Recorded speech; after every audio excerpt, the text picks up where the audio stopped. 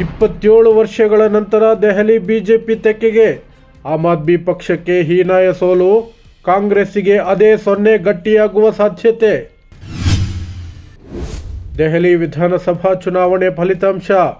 ಮಧ್ಯಾಹ್ನ 12ರ ಹೊತ್ತಿಗೆ ಬಿಜೆಪಿ 47 ಕ್ಷೇತ್ರಗಳಲ್ಲಿ ಮುನ್ನಡೆ.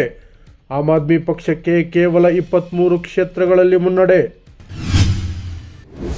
ದೆಹಲಿ ವಿಧಾನಸಭಾ ಚುನಾವಣೆ ಫಲಿತಾಂಶ. ಕೇಜ್ರಿವಾಲ್ ಹಾಗೂ ದೆಹಲಿ ಮುಖ್ಯಮಂತ್ರಿ ಅತೀಶಿಗೆ ತಮ್ಮ ತಮ್ಮ ಕ್ಷೇತ್ರಗಳಲ್ಲೇ ಹಿನ್ನಡೆ, ಸೋಲುವ ಸಾಧ್ಯತೆ. ಪರಸ್ಪರ ಜಗಳವಾಡುತ್ತೀರಿ. ದೆಹಲಿಯಲ್ಲಿ ಬಿಜೆಪಿ ಮುನ್ನಡೆಗೆ ಆಮ್ ಆದ್ಮಿ ಪಕ್ಷ ಹಾಗೂ ಕಾಂಗ್ರೆಸ್ ವಿರುದ್ಧ ಉಮರ್ ಅಬ್ದುಲ್ಲಾ ಆಕ್ರೋಶ.